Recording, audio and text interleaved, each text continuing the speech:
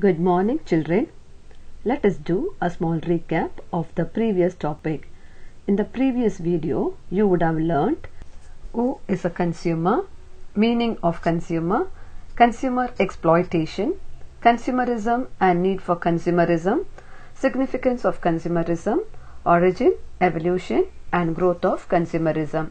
Today, we will learn about consumer protection. Consumer protection is the practice of safeguarding buyers of goods and services and the public against unfair practices in the market.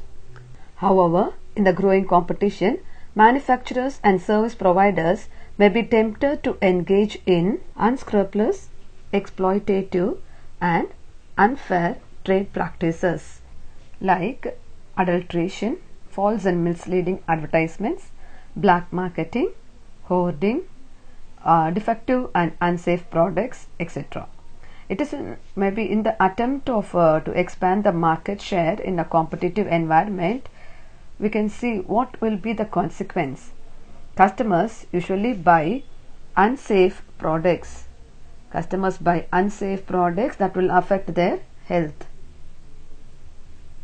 In this situation, there is a need to provide adequate protection to consumers. Hence, it is necessary to promote and protect the consumer's interest. Satisfaction and well-being of the consumer should be the main objective of all business units.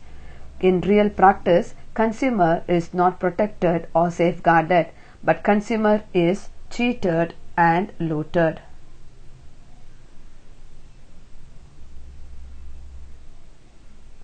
So, there is a need for consumer movement to safeguard their interest. Now, we will see the need for consumer protection. Though consumer is said to be the king of the entire business sphere, his interests are virtually neglected. Shortage of goods makes the consumer to be contented with whatever is offered for sale.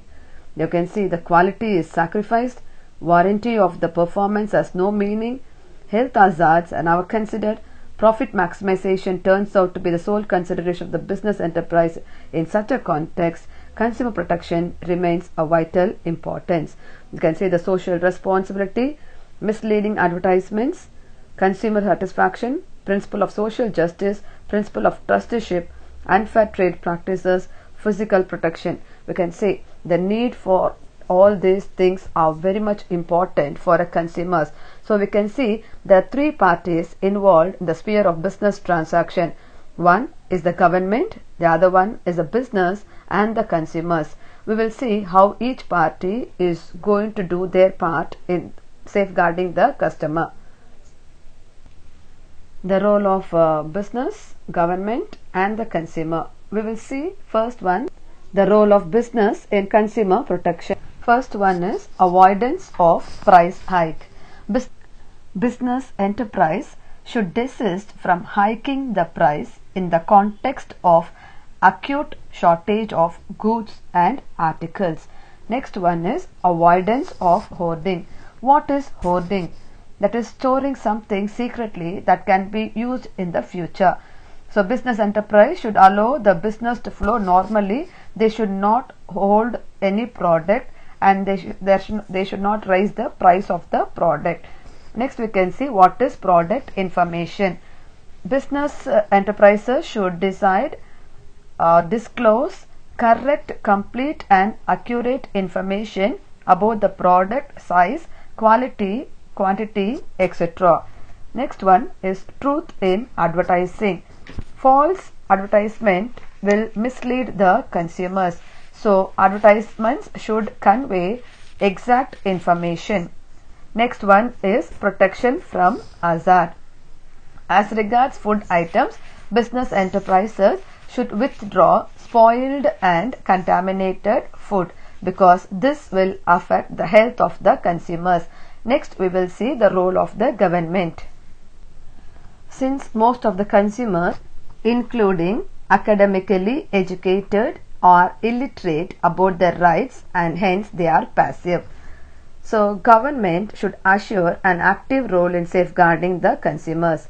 Government, both the central and the state, have brought out a number of legislation to protect the interest of the consumers. Like you can say, law enforcement authorities also should see that penal clause is not mere paper jaws, and they should sting the offenders mercilessly. Next, we will see the role of the consumers. Ultimately, it is the consumer who alone can put an end to all their unethical trade practices. In this context, we can say consumers have to be vigilant and organize themselves into a movement for concerted action. The next topic is activation of Consumer Action Council. Consumer Action Councils established at village levels should educate consumers of their rights. Consumer protection agencies should take necessary steps to investigate consumer complaints and grievances and arrange them to forward them to correct forum. It should regulate business enterprises accordingly to the rules of the industry. It should organize movements against the malpractices of manufacturers and traders. There should be testing laboratories at each district to test the purity of the goods. So this is what the Consumer Action Council does. Next, we will see the United Nations Guidelines for Consumer Protection.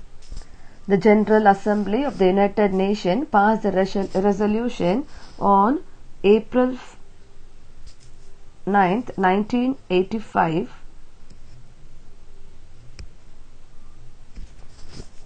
adopting a set of guidelines for consumer protection to persuade the member countries to adopt policies and laws for the better protection of the interest of the consumers. The guidelines provided that government should develop and maintain a strong consumer protection policy.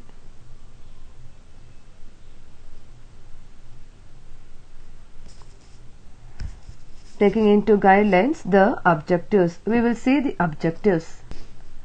To assist countries in achieving or maintaining adequate protection for their population as consumers.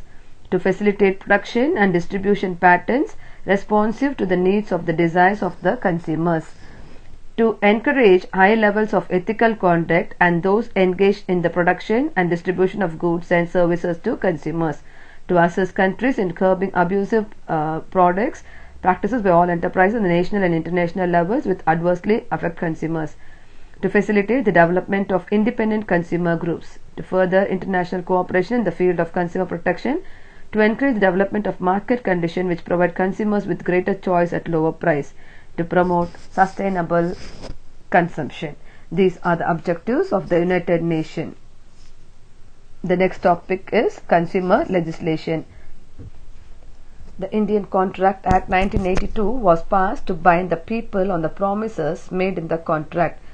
The Essential Commodities Act 1955 protects the consumers against artificial shortages created by sellers by hoarding. You can see there are different kinds of act. The Agricultural Products Grading and Marketing Act of 1937 ensures the supply of agricultural commodities at high price. Same way, the Trademark Act 1999 prevents the use of fraudulent marks on the products. So these are the legislations. Legislation are a set of laws that are given by the government to protect the consumers. Next, we will see the Consumer Protection Act of 1986. Nowadays, the consumer grievances and dissatisfactions grow largely. Consumers themselves did not have any effective mechanism. So the central government enacted a comprehensive law called as Consumer Protection Act.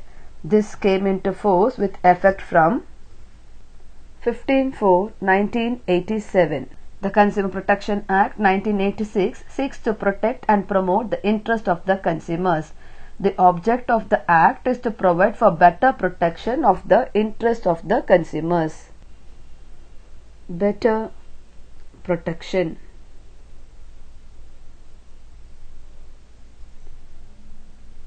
Recently, even medical services have been brought into this scope. The Act provides for setting up of a 3-tier machinery.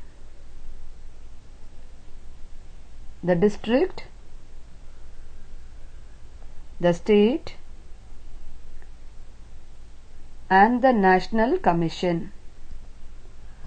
It also lays down rules for formation of consumer protection councils in every district, state and the apex level.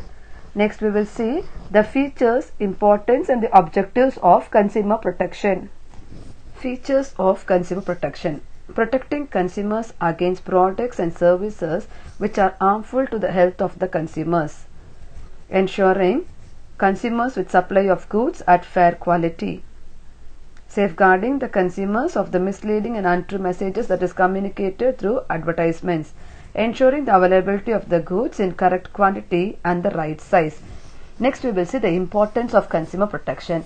Consumer protection has a wide agenda. It is not only purposed to educate the consumers about the rights and responsibilities, but also in getting their grievances redressed. It provides judicial machinery for protecting the interest of the consumers to come together and organize themselves into consumer associations for protection and promotion of their interests. Next we will see the objectives of the Consumer Protection Act 1986. Protecting of consumers against marketing of goods which are hazardous and dangerous to life. Educating consumers of the rights and duties. Ensuring better standard of living for consumers, providing them with good quality products at fair price. These are the objectives of Consumer Protection Act. The next topic is caveat emptor. What is the meaning of caveat emptor?